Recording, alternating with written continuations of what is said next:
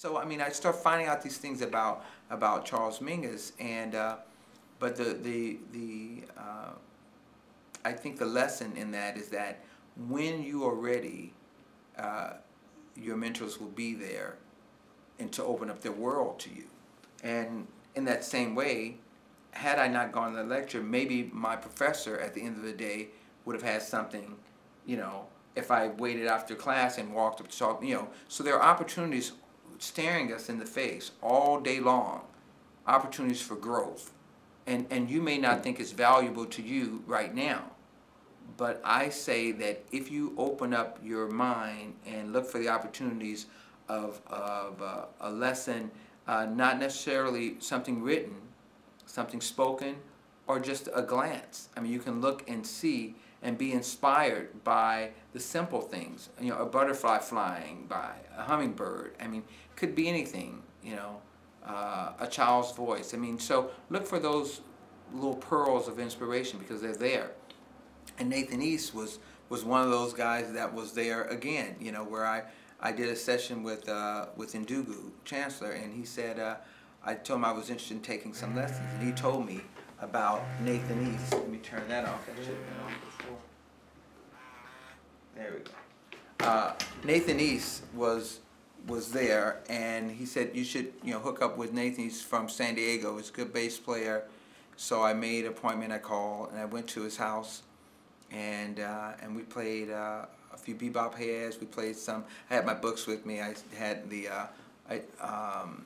Arvin trombone duets, and so I would read one line, he'd read another line, and these are exercises that I would do on the road, where I had my little, you know, Walkman, and I'd with my metronome, I'd sight read the first part, and then I'd play it back with the click on it and count off, and I'd read the second part, and you know, and make challenges for myself.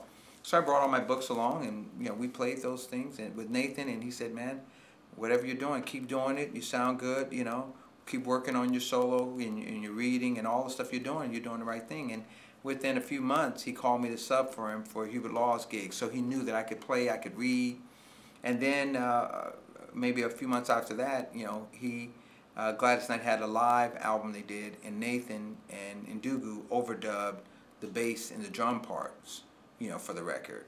So it was live at the Roxy, and after the record was finished, you know, Gladys loved what they played, and they did a couple of gigs with Gladys, but of course they couldn't afford to keep them on the road, so they asked for recommendation, and they called me, and it's in the book as well. The funny, which is even funnier, it's called chapter's called "No Shame in Being Green." It talks about all the silly stuff that I did, and first time on the gig, you know, I didn't know the things that I needed, and I didn't know a lot of things, you know, but it's okay, no shame in it, you know, you got to start somewhere.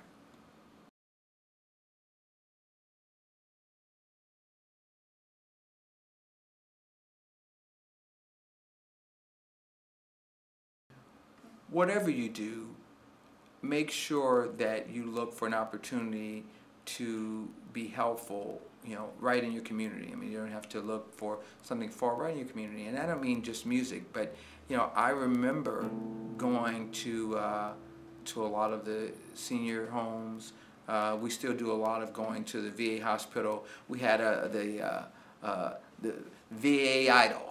And so we went to the Veterans Hospital here in LA, and we had put on an Idol talent show, and they loved it. They had a great time, and we had a little picnic. And so you just do it, you know. You just do it. You know, don't really need. Well, there's no press there. There's no announcement. There's no flyer. You know, you just do it.